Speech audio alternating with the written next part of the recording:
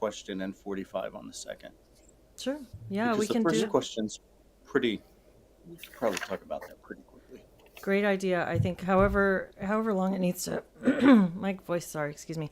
However long it needs to go, that's all good. Whatever They're also kind works. of connected. We're what? Connected? Yeah, they They're are kind of connected. connected. Well, That's true. sideways a little bit too, because it's like taking certain things head on to make change, and taking things subtly, and maybe the subtly isn't doing anything, but maybe it is doing something. I don't know. We are live. It's Monday, May 12th, and welcome to Solid Ground live stream. We have a wonderful group of people here, the usual suspects, and look forward to connecting and having a great discussion. Hi, Morning Cigar and John Noonan. Thanks for joining us today. Good morning/afternoon to everyone. I guess, Jenny, it might even be evening. Yep. All right. Hey, James from Bahia. Nice to see you. Hooray, Jenny's, he says.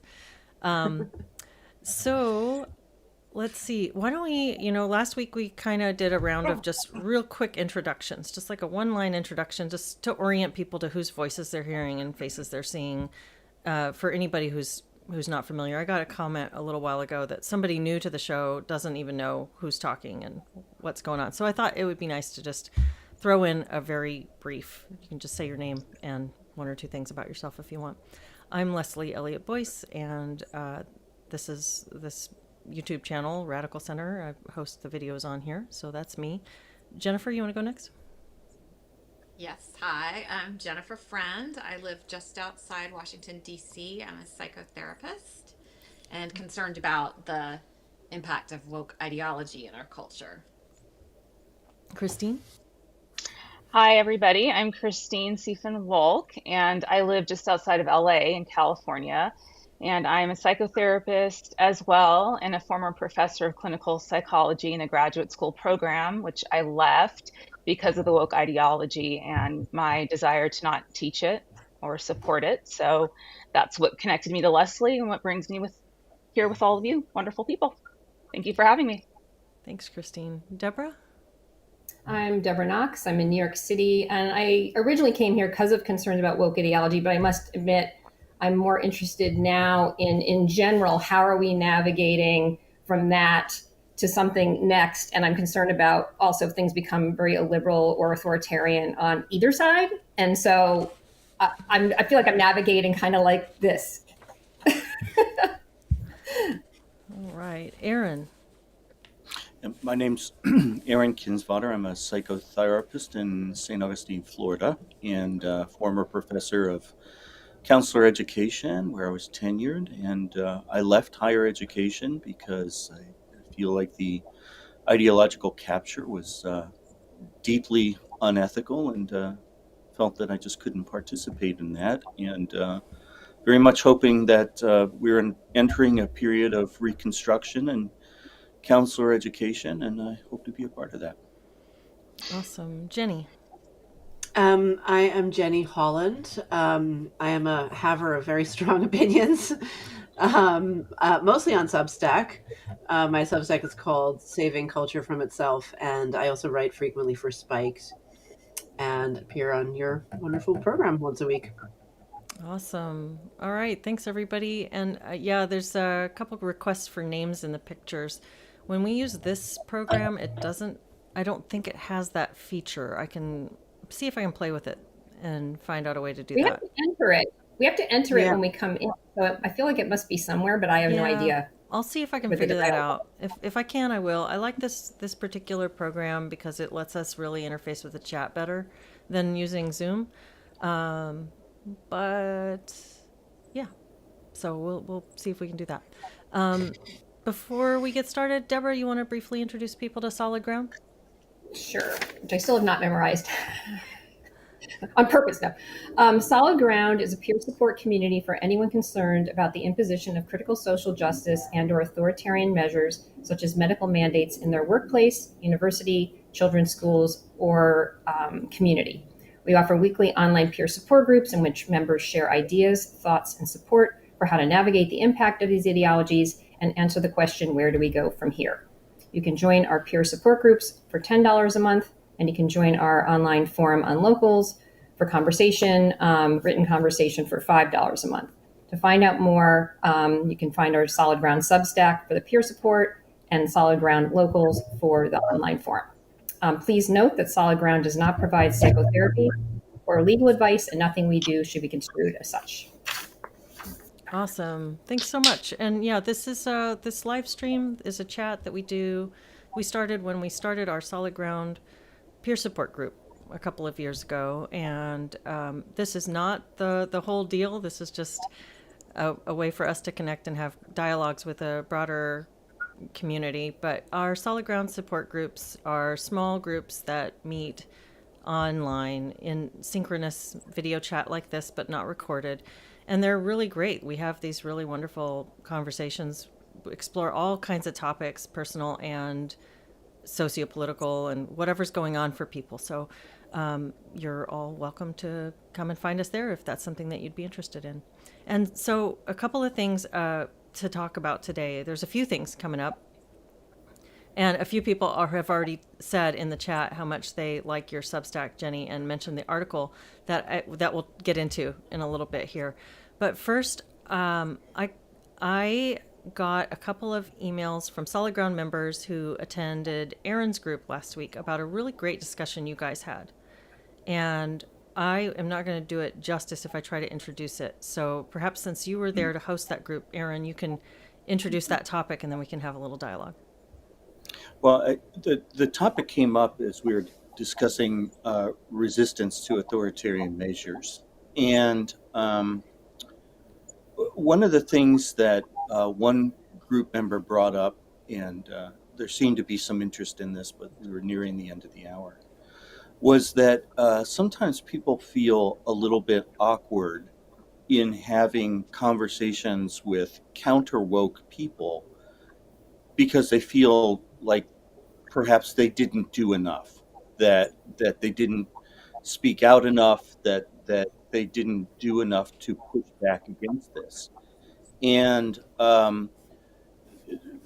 that turned into a question of, in circumstances where something very bad is happening culturally, how does one navigate the question of how much resistance is enough, and how does one talk with other people about what, if any, resistance one has engaged in?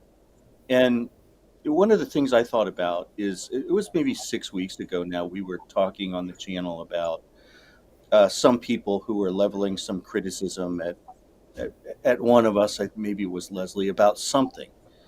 And I forget what, but it had some criticism of the way that we were talking about some aspect of what was going on.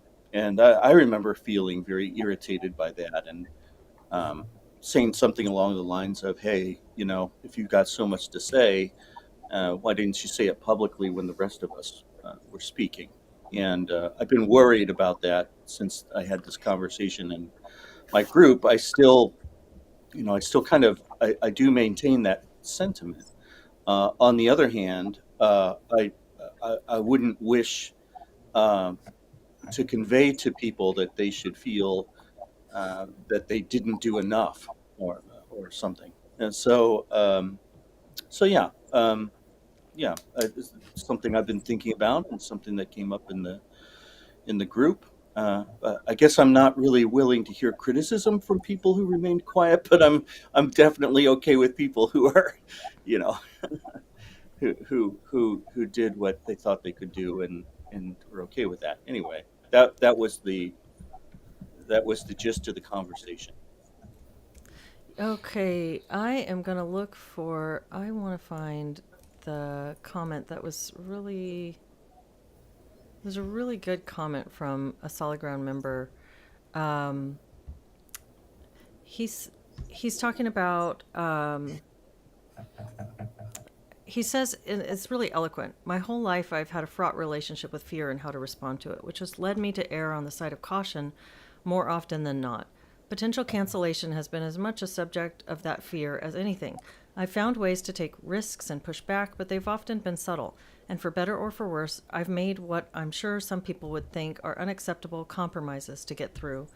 So I always wonder when I hear people complain about those whom they think are too timid, how much contempt would you hold me in if you saw the ways I've responded to charged situations, the things I've done or not done?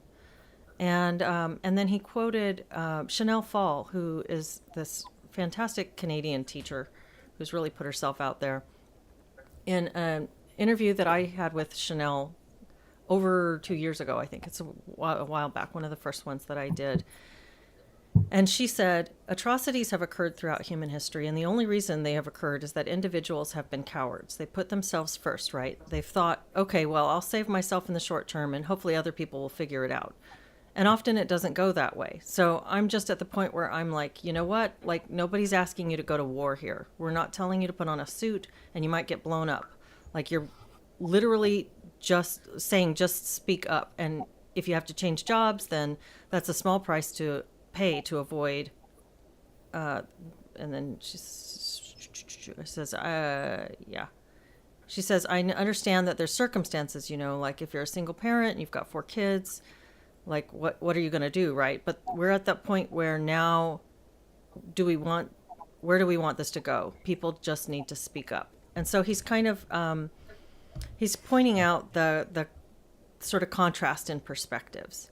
And then he said that my take was to say I can't tell another person what they should do without walking a mile in their shoes, and it's a process for each person to decide when it's affecting them. And I still think that. I kind of feel both ways, though. I feel both sides of that. There's a part of me that's impatient that says, if everybody who sees authoritarianism or sees things going wrong would just say, okay, enough's enough, stop. If everybody did that, we'd shorten the span of time in which we're having to deal with some of these things. We'd stop it. We'd stop it in its tracks. But I also get that game theory, it means that if you stand up and nobody else does, you're going to get mowed down. So it's really, I feel this challenge, and I think it's a great discussion for us to have. So I'm curious what other people's thoughts are. It's funny Well, you bring this. Oh, sorry, just really quick. I got asked if I wanted to go on the record in like my undergrad alumni magazine about my thoughts about DEI. And I only had like a day, like she needed the thing like the next day. And I didn't know if the woman was of good faith enough or not. I couldn't tell. And I sent her a bunch of information I had. I sent her all the research on how these trainings don't work and like all this other stuff. And she said, no, I need to have a real alum to quote in the article. And then I sent her to Monica Harris because Monica Harris went to the same school as I did. But Monica's going to be in the magazine the next month. And I really wrestled with it, but I felt I didn't have enough time with this woman to know what she was going to do with what I might say. And so I didn't do it. And I don't know if that was cowardly or not. I really couldn't sense it. So I may have failed some people in their mind by not doing it.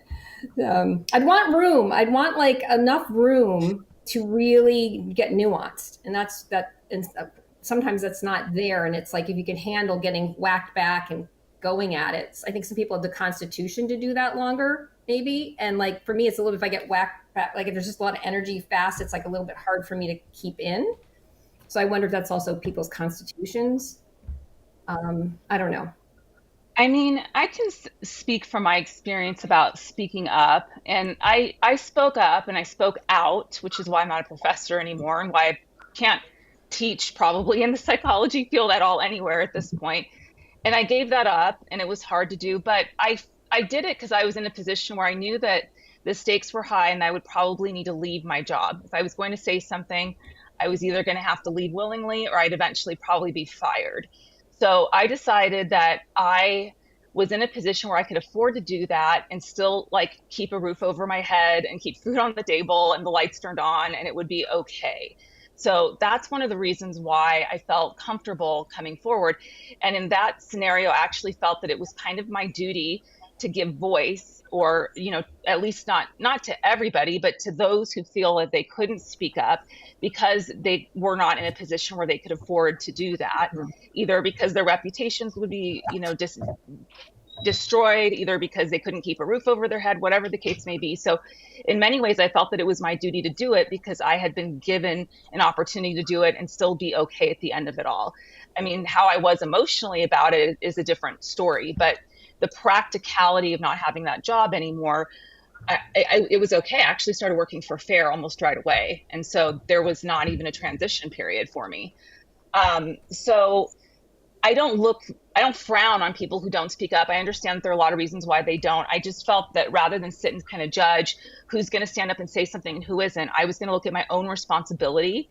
And I took that responsibility and spoke up because I felt that I could, and that it was my job to do that because I could. Yeah. I think each individual really has to assess for themselves what their position is and what they can do within that position. It's sort of like when you go to war, you want to make sure that you're, if you're firing off rounds, you're in a position of strength and that you can deal with the um, onslaught that you'll face after. But I think, there's more than one way to push back. And I was in a position where I felt like I could push back and do it publicly.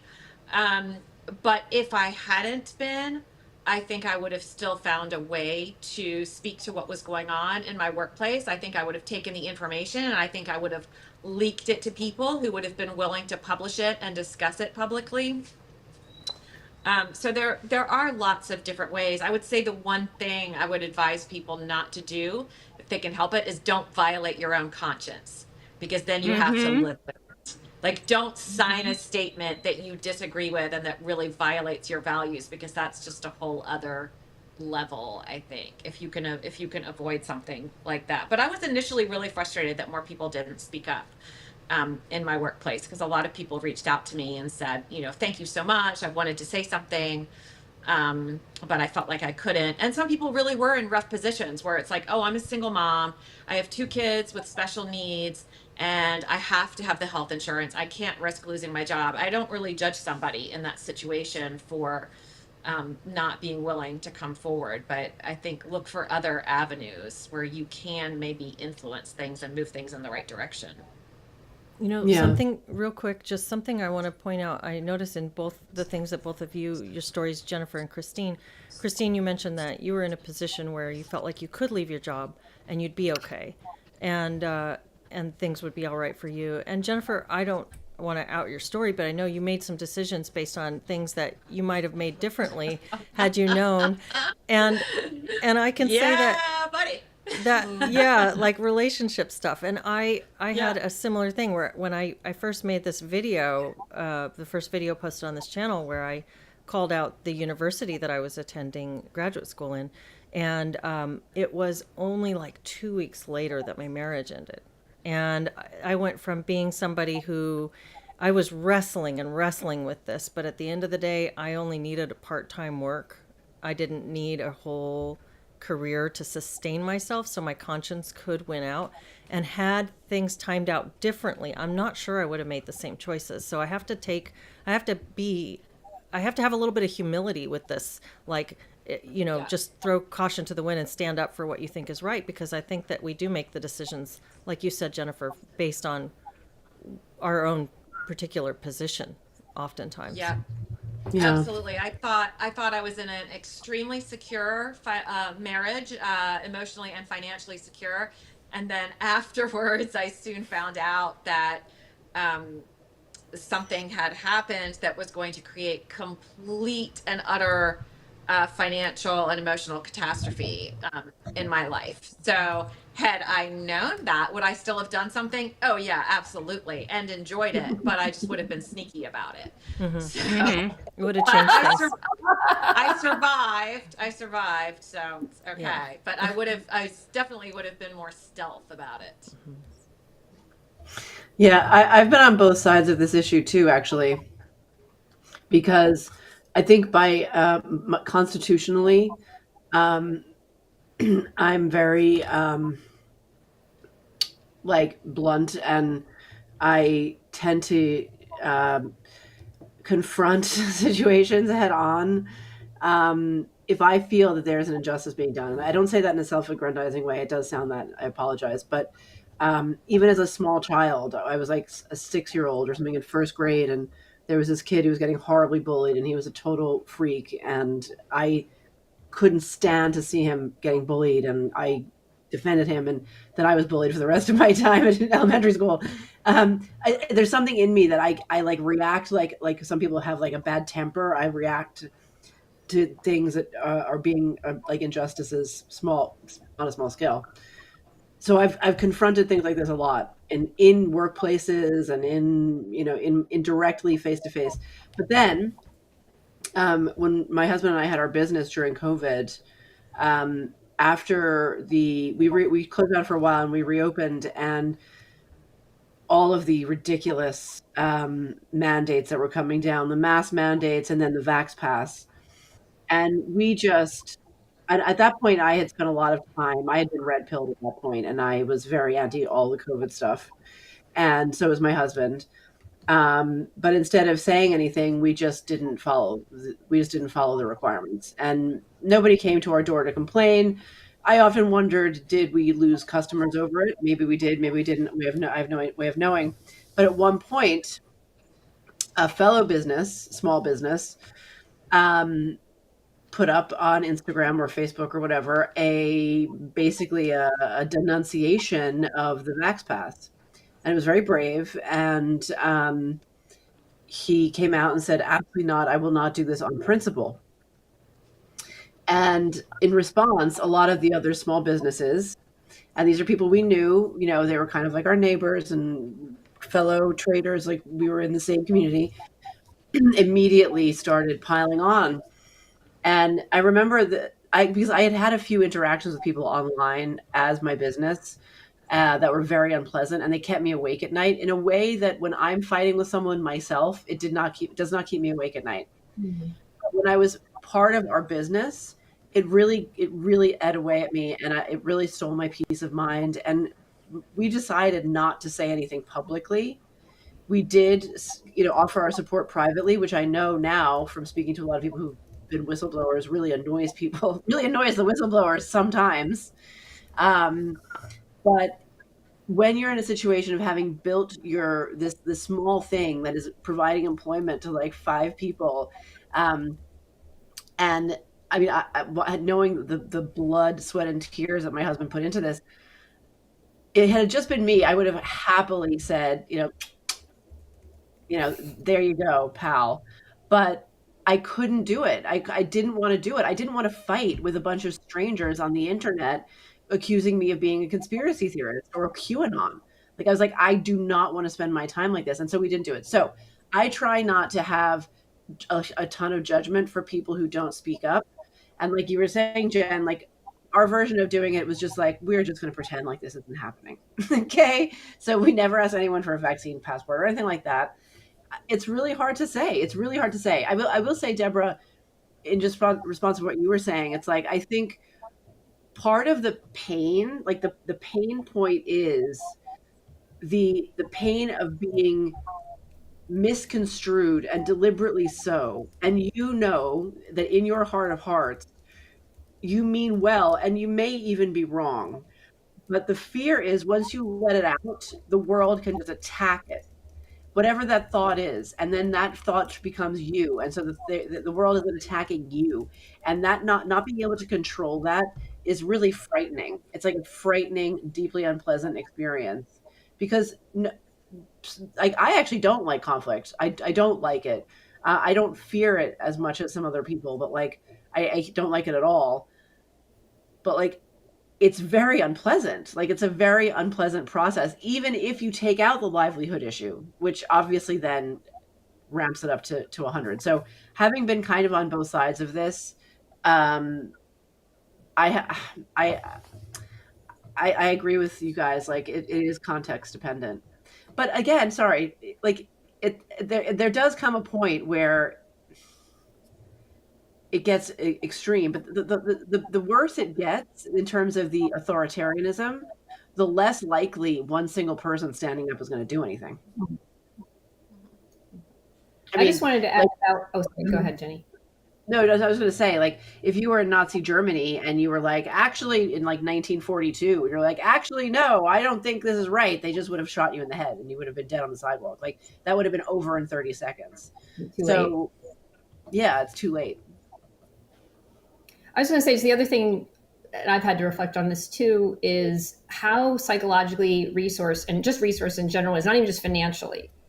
Like I know in my life, I'm fairly isolated. I don't have a lot of connections. I don't have a lot of people like really personally close to me. I mean, I have our solid ground community like I could go to if I was getting attacked. I know my own mental state, my own mental health. And like I was like, I don't know how well I could really handle it personally. Maybe I'd Mm-hmm. surprise myself, but I was Mm-hmm. like, I don't know if I have the extra Mm-hmm. to have that. And maybe it's a false assessment of myself, but that might be a factor for people too. They might even go, I could, lose the money or I could lose the whatever, but like, how am I wired? I don't think I mean, I don't want to, well, the poor man who like committed suicide, like, I don't know if I would be that, but like, some people could be just having certain things going on in their life or configured a certain way that however they take that in just might put them in a much darker place than somebody else. Yeah. I mean, I think that's all true. Mhm. Yeah, Aaron, what are your thoughts? I mean, I think that what I've heard from each of you strikes me as as the very best wisdom. Uh, um, I think I have a disposition where I'm just very comfortable. Where if somebody is telling me something to do, something that I think is wrong, I'm very comfortable with the words below me, and uh, I my hope is that if people are confronted by someone who is telling them that they should have done more, to just have confidence in yourself and perhaps remember those two syllables. Ultimately, at the end of the day, the only person you're accountable to is yourself, and I would say make sure things stay that way. In my situation, I'll just add though that I decided to speak out only after consulting carefully with my wife and talking about what the ramifications of that were. And I did actually end up having to pretty much beg to say, let me go after these people. They're so what they're doing is so awful. It's so wrong. And uh, but so you don't just you have to remember the people in your life and the decisions you make impact them. You can't just go around saying "blow me" and not thinking about the people that you love. Mm-hmm. But then once I had that permission, I Mm-hmm. was armed and ready with those two syllables. Yeah. This year or the last few months, I've met, I think, two or three women who, just like activists at the grassroots level on a variety of issues, not sort of big famous people who are getting lots of validation, but like the women who do like the heavy lifting. And both of them, maybe three of them, anyway, they were telling me that their partners, their live-in intimate spouses, don't agree with them. And that to me is like my idea of hell.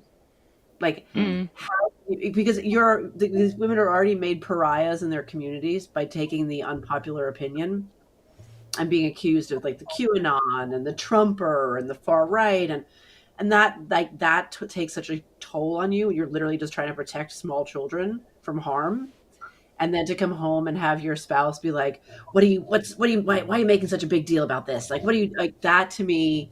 I would rather never speak to a human being again than be in that situation. Like that is, and like the people like that, I believe should be put forward for canonization at some point in the future, because those are the people who get no credit, who get only harassment and vitriol and calumny, and they can't even depend on the person they married.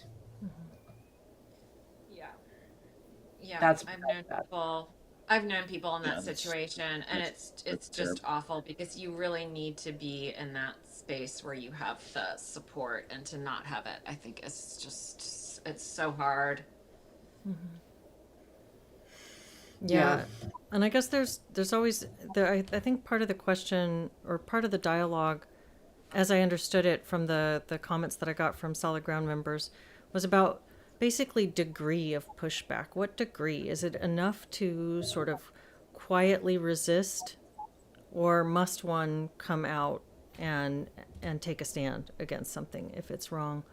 And I think that's just a really that just speaks to the myriad complicating factors that each person is facing in their own life. You know, there's so many, like, I think in thinking about my situation, the reason that we're, you know, this channel exists is because I decided to take a really big step and make a video and put it on the internet. But even before that, and short of that, I would have and was doing everything that I could in my own situation to do that thing that you're talking about, Jennifer, that don't violate your own conscience.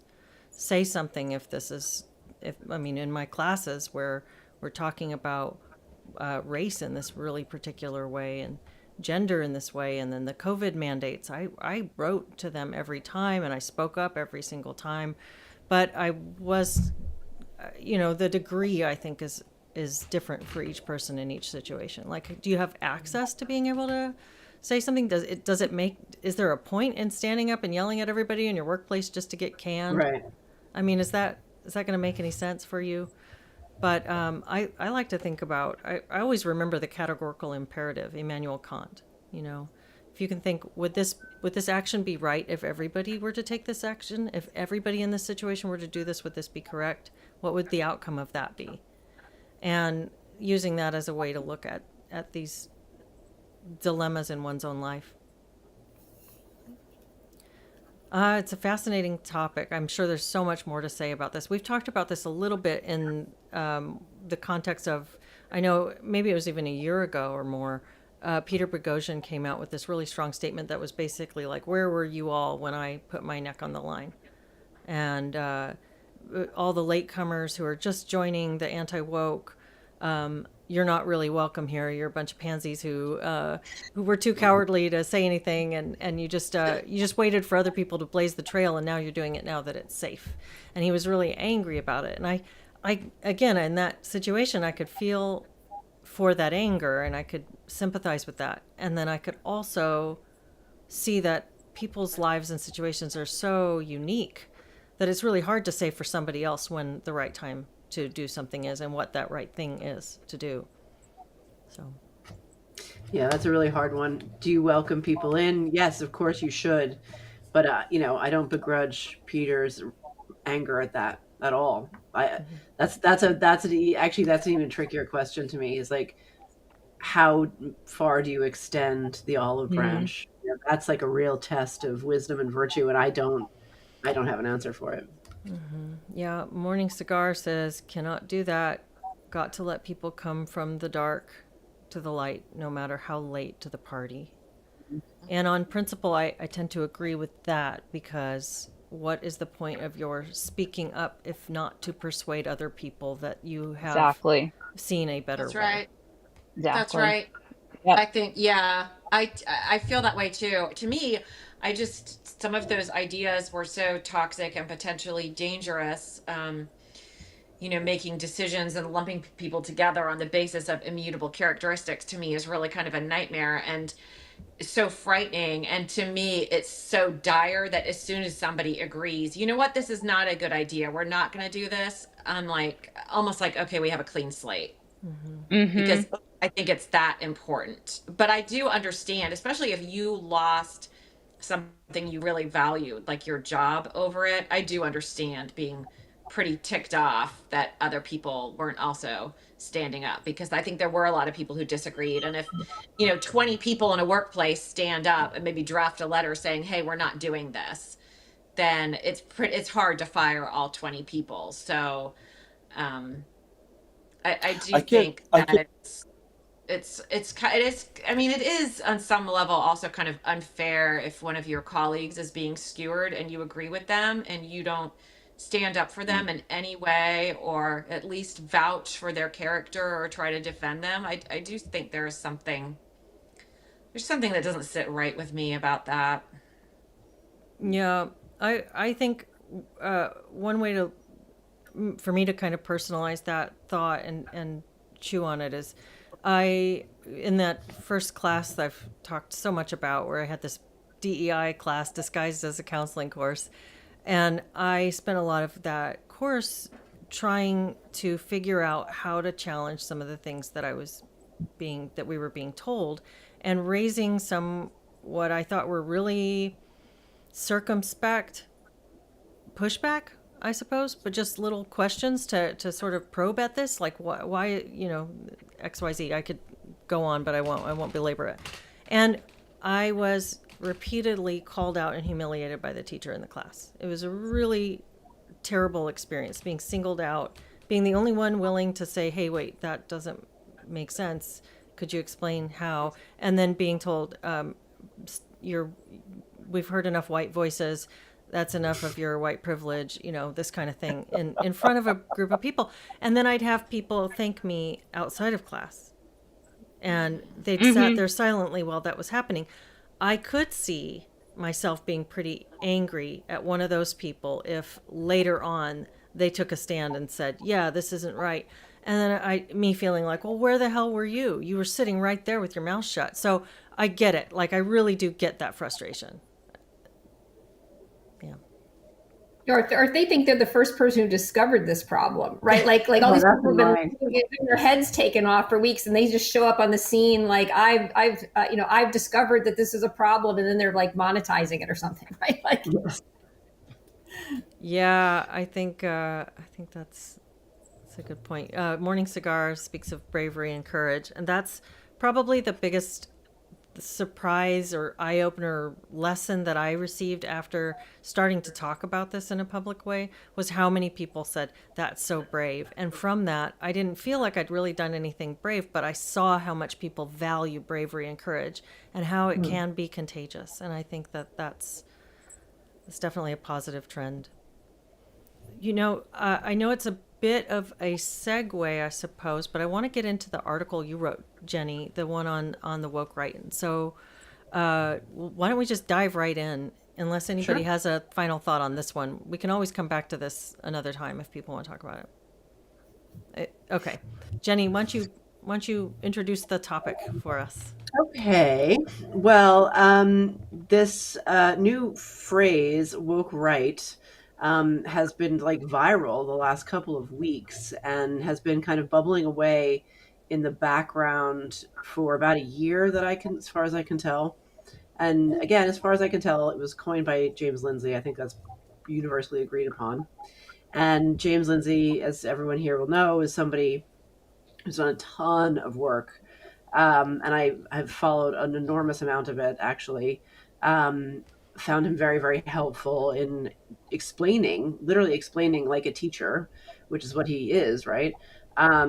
It's complicated concepts that I had, found hard to fully digest. So I had an enormous gratitude for the work that he's done over the years, and I've been following this issue for a really long time. I was following this. I was aware of this issue before I'd ever heard the term woke because I was seeing these really crazy behaviors that were very unsettling to me, and that behaviors that we now call woke. And it started affecting my family in like 2017, and then I found the Evergreen affair, and so I've been consuming a lot of this content for a long time.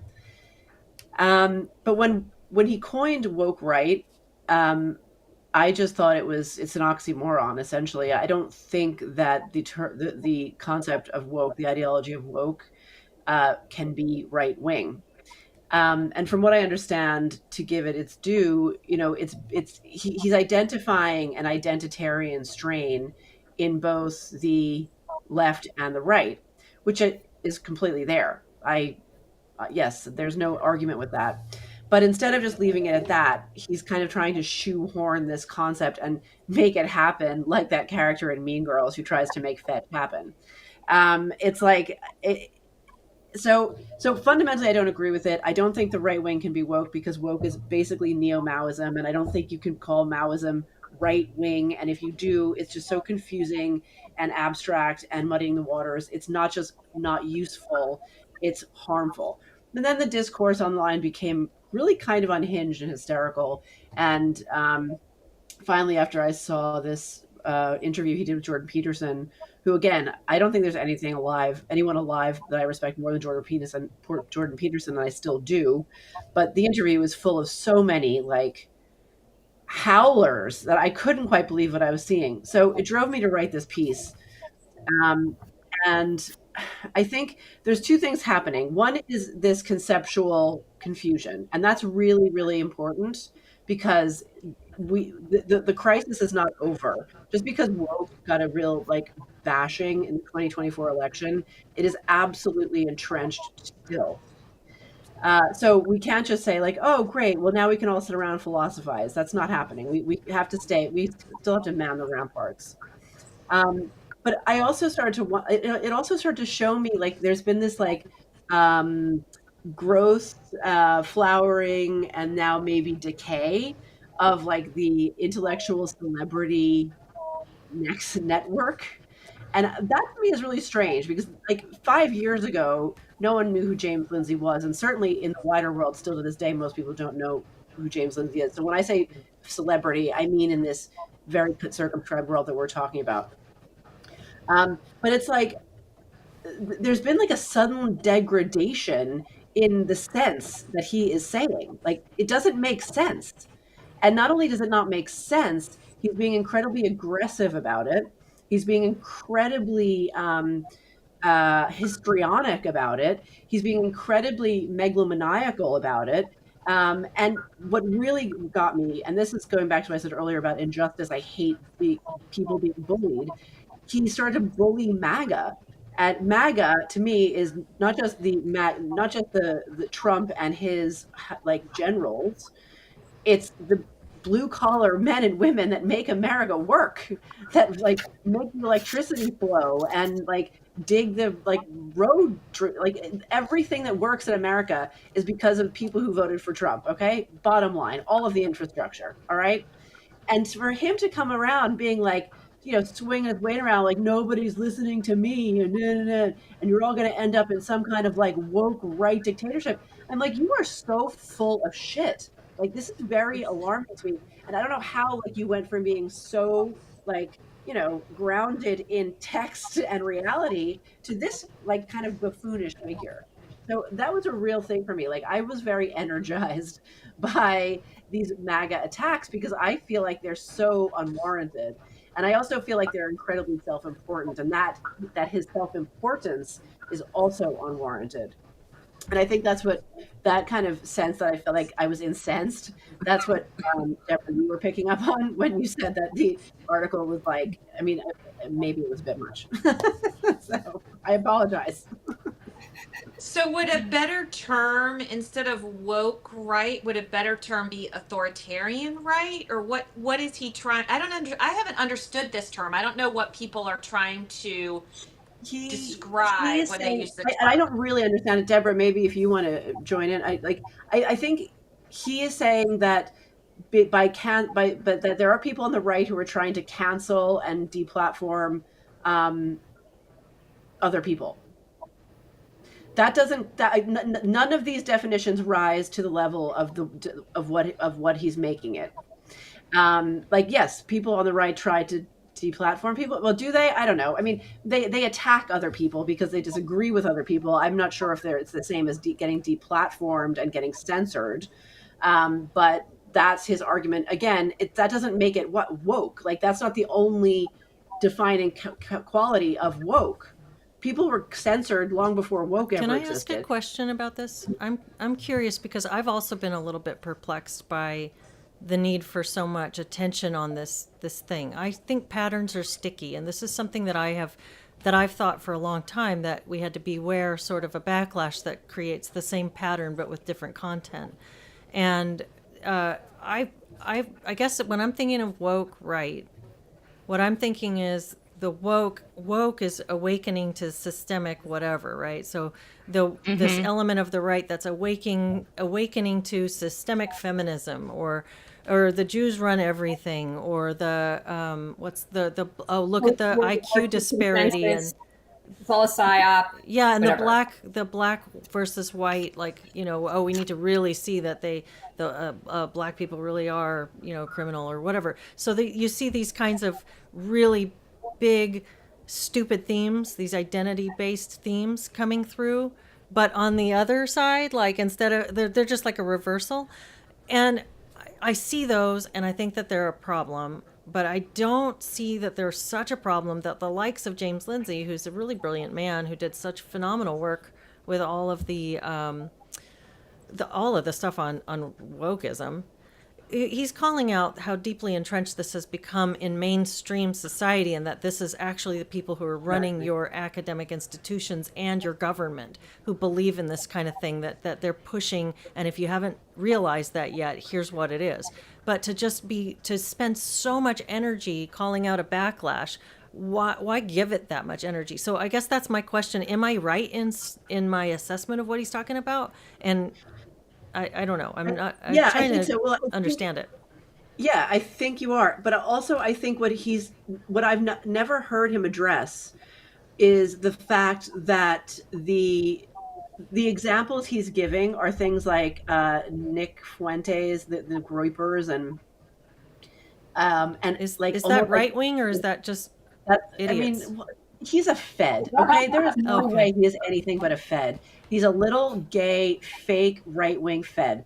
Like the guy is not real. Like why anyone would pay any attention at all is ridiculous. It is beneath James Lindsay. Okay, but like he picks these little accounts and also probably some bigger ones. I mean, there's so much out there to choose from, like on every by every metric. But like he shouldn't be picking one single small account. Like it is better. He is above that, right? He should only be going for big targets, not little targets, not some like little like 200 follower person who's like has National Socialist in their X bio. Okay, that doesn't cut it. That's not good enough then to turn around and use to tell MAGA what's up. Okay, that's not going to fly like that. But it's like it's such a discredit to him. Like I find it really weird, and it's like, is this astroturfed? Because the fact that he was trying to get it going for so long, and people were making fun of him. And again, I mean, again, like, oh wow, like grown ass man gets made fun of on the internet. Like, I'm sorry, I don't really think like I feel like that's the price of admission. Okay, that's the price of admission. If you want validation, you have to be able public validation. You have to be able to take public mocking, like you just do. And instead, suddenly, like he has figures like Jordan Peterson saying, "Oh, listening very sympathetically," when he's literally bitching because people call him Jimmy Concepts, which is hilarious, by the way. Like that's just objectively funny. Okay, that's objectively funny. As they take the piss out of him by like skewering his nickname as Jimmy Concepts. So Like that is not the sign of a Nazi takeover, James Lindsay. I really like James. I like him as a person, I've appreciated a lot of his work. And yet, when I listened to the Jordan Peterson interview, the thing that stood out to me was they spent a little while talking about how certain types of people should have like a decreased access to the internet, or to social media because of their attitudes, their trolling and this kind of stuff. Like these are the things. These are they Jordan has been throwing around the word psychopath like a diagnosis, and it's a political cudgel at this point, which I think is really irresponsible of him. But they spend all this time talking about the kind of hallmarks of the people who are bad on social media, and all I could think is like James is such a dick on social media. Like his I thing for a know. little while was to call women hags, and Yeah. hags mad, and I'm like, Yeah. you're so hypocritical right now. You're so hypocritical. Like, how are you to get butthurt because someone calls you dude? Are you for I real? know, I Have you know. lost your damn mind? Yeah, Like, no, I'm sorry. If you dish it out, you have to take it. yeah. That is like the number one rule of the playground, and you know that. So where did you get so sensitive all of a sudden? Yeah. Deborah, what are your thoughts? Do you want to say anything? I know you have a lot of thoughts about Yeah. this issue. Right. I was trying to be There's circumspect. so many things to tease apart, right? So there's like I have the same objections to James behaving how he does and acting like a stupid teenager or less prepubescent. I don't even know, right? Like in any case, I get upset when people discredit something they might be trying to do. Like I watch. I mean, I want to get a whole into a Trump thing, but there might be some things that Trump maybe wanted to achieve that I might agree with. But then there's these things he says and does, and just it's like that makes people hate him, and you're like, just do the fucking thing that's the good thing and just don't be an idiot, right? And like you're making it I can't defend you anymore because you're so stupid. And so so that's like the encasing around this whole thing, right? Like, and that's going to repel lots of people. A lot of it's crazy. I think where I'm like at least intrigued, right? Like I'm because I think I said a few episodes ago, I'm concerned about there's some of the ways Trump is going about even trying to correct things at the university. Some things I agree with, some things I think are overreach and authoritarian. It makes me uncomfortable. And I don't want to lose sight of just because I might want something that I'm going to suddenly get okay with measures on one side that I was really against when the other side did it. So I have little antenna up, and they might be too sensitive right now to, I see a weird thing on the right, and so some of the things he's pointed to as, and you guys have enumerated some of them, some of it's even this, I mean, it's interesting because it can't even call things even quite the right anymore. Like, how Batia calls herself like my MAGA left. I mean, in some cases, there's even a more distributist, almost socialistic, if we're all the same group, why don't we distribute stuff amongst ourselves? You can't even, I don't even know what to call anything anymore. But I do think I just want to keep, let's just put it this way. Like, I just want to kind of keep an eye on this. Like, I was getting nervous with some of the Churchill, was maybe the villain. Like, there's a little bit of, just as on the left, we've had 1619 was the real start of the country. Like, I get a little nervous on the right of, well, we think history, not that we can't always kind of question history and maybe the narrative was off and we should revisit it with facts or something, right? But I get nervous. I get nervous with it's all power on either side. We didn't like it when the left was like everything's Foucault and it's power over and you just have to have the power. And now it's like the other side saying it. And they might think they need to do it to correct what happened. But I'm like, you start engaging in certain types of behaviors, you're probably just going to keep doing them even after you achieve the thing you thought you wanted to correct the bad thing you didn't like.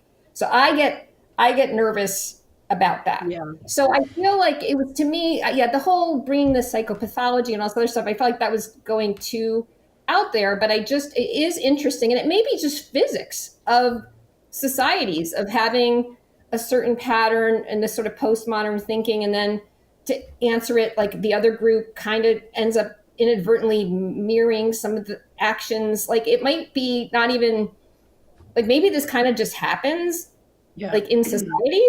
Like I don't know. I did notice on the right, it seemed like they just hate woke so much. Like just putting that word on there was an aggravant. Like just this I just see people like Tim Pool. People are just like this, about the word. So that is interesting just to watch. So that's kind of where I'm at with it. I just want to, and that's the thing too, the right, there's so many people in there with all these different views. You have more of like the Steve Bannon, you have like the Christian, more nationalist people, you have the people that really are white that want things to be white, you have just your average guy who's, like you said, like the physical laborer, the plumber, whatever, who's just kind of going along and just wants his life to be better and whatever. And like that's a whole bundle of different people thoughts going on over there. You have the tech guys, like, so it's tricky too to even call something the right.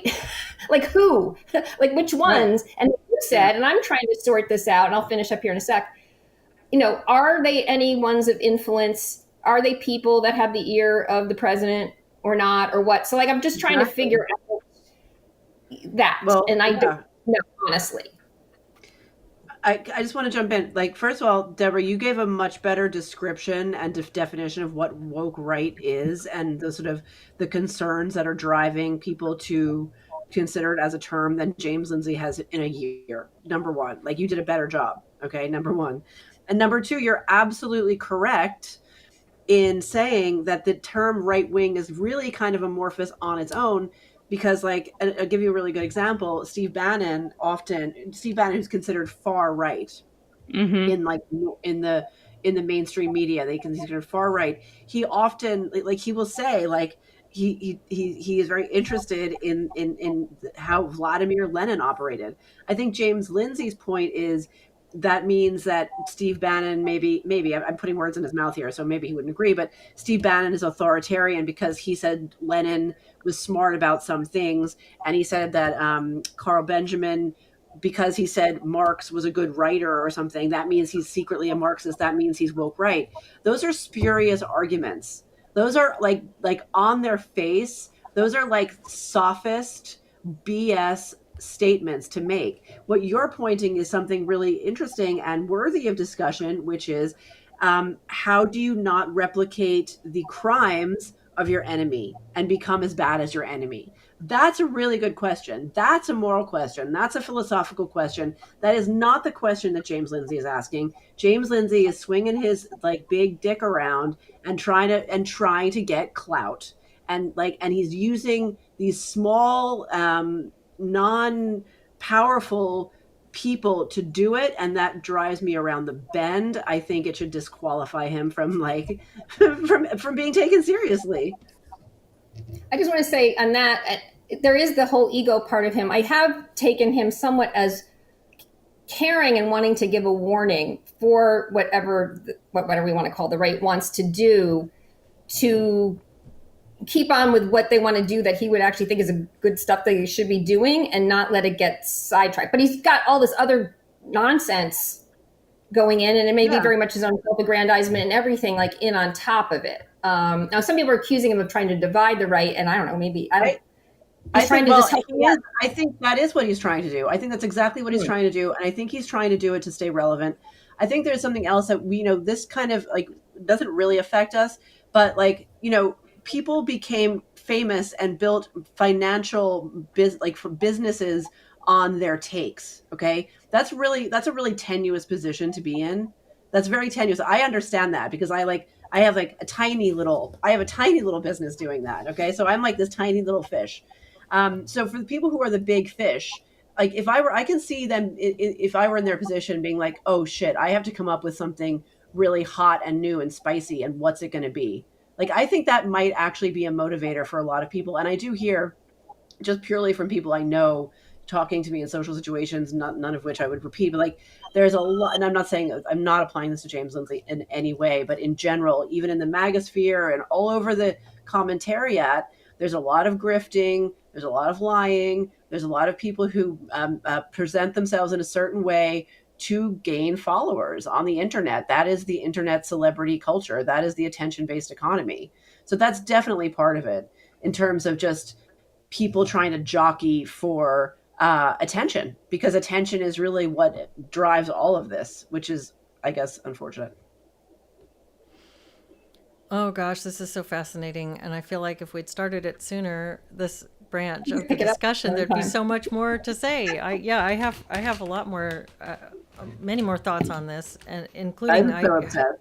yeah, there's just there's so much. I guess I don't, and again, I don't know if some people are like, what is right wing? A lot of this is just the internet. This is not right wing or left wing. These are people who spend too much time online, getting lost in their own eddies of discussion and thinking that these are really important concepts when they're really, it's like we're all sitting here playing a game together, and real life doesn't give a crap about woke right, whatever that even is. So Right. it's like an internet, what does Benjamin call it? It's this massive multiplayer RPG called Twitter, you know, or whatever. So, Deborah, you look like you have a thought. Yeah, but I do think, insofar as, all of us have disliked and even been directly the subject of like behaviors that have been really damaging. I do, even if there's stupid conversations going on Twitter, like I think it's worth, it may or may not be anything like ultimately, but it's worth, I think, having some concern about like, okay, we don't want to like be perpetuating this out of some other set of people, like that could start really impacting people, in a way that like just average person or something. I will And it say may or may one, not end up there. You're right, and I think that's good to keep in mind. One thing that stands out to me as a really big difference between the people calling out woke and the people calling out woke right is that the people calling out woke were saying, "Oh God, look what they're doing. You guys just need to understand what they're doing. They're doing this." The people calling out woke right are making false equivalencies about what people are saying oftentimes and trying to silence other people. So the so-called woke, I see this with James Lindsay and a bunch of the other people who are using this term like crazy. They are the ones calling for deplatforming. So Yeah, they are the, so it's almost like you're projecting quite a bit there when you're doing that. 100%. It's all projection, Yeah. which is ironic from the guy who coined the term iron law of woke projection. Yeah, no kidding, right? Interesting. So before we close out, does anybody have any recommendations for this week? Anything cool going on that you want to promote? Or well, there goes Aaron. Bye, Aaron. Anything you've read recently or have that you're working on that you want to promote? I have one recommendation I'll give, and that's it's a recent episode of Dark Horse podcast, and I don't listen to a lot of their stuff, but every time I do, I am glad that I did because I think that they're really rational and intelligent people who have a lot of good information there. So it's called Misinformed Consent, the 274th evolutionary lens, and they talk about food additives and drug additives, and it's a really worthwhile listen. So I'll give them a shout out, the Dark Horse podcast. And if anybody has anything else, we can shout it out. But if not, we'll just go quietly into the afternoon, into the rest of the week. All right, you guys, thanks so much for joining us. Morning Cigar, thank you for the super chat, and thank you Clue Studio for the super chat earlier. Really enjoyed this conversation, you guys, and I'll look forward to seeing y'all next Monday. Have a great week, everybody. You too. Bye. Bye, everyone. Bye.